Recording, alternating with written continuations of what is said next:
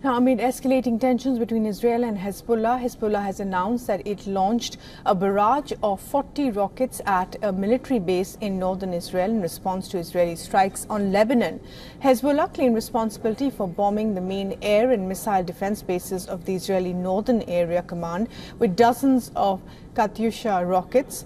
The group also reported 2 additional attacks on Israeli troops and positions. The Israeli military also confirmed the attack and said that approximately 35 launchers were identified crossing from Lebanon, but further stated that the air defenses successfully intercepted most of the launches.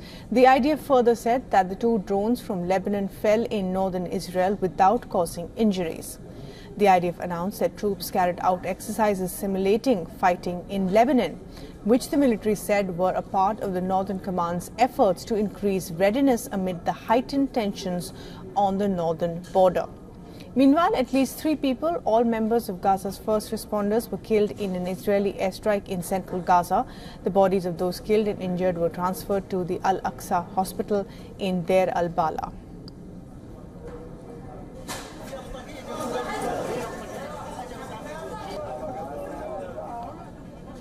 Meanwhile, protests against Netanyahu have also continued.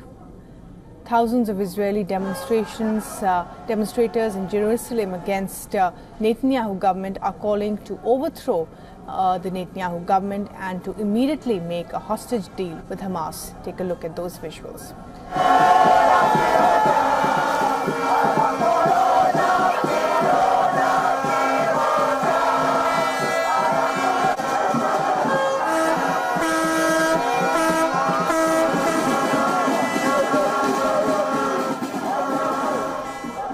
The demonstrators held a protest march starting at the entrance of the city and marched to Netanyahu's residence.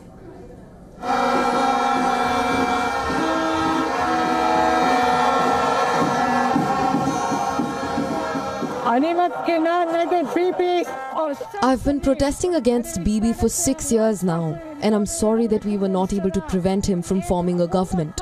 There's not a single field that this man doesn't destroy and burn. We must overthrow him now. No waiting. Not in a month, not in a year. Now. We must. Otherwise, we will not have a state. The hostages, the economy, the north, the south, in any field. On the diplomacy front, U.S. Secretary of State Antony Blinken welcomed the UN's top coordinator for humanitarian assistance and reconstruction in Gaza to Washington to discuss providing urgently needed aid for the civilian population in Gaza. Over the past week or so, we've been working to address urgent challenges that are making it difficult to deliver the necessary humanitarian assistance to the people of Gaza who so desperately need it, particularly when it comes to the security of the deliveries and those delivering the assistance.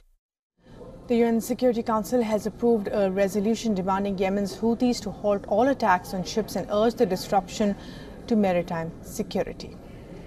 Convey in the strongest possible terms For all the latest news, download the WION app and subscribe to our YouTube channel.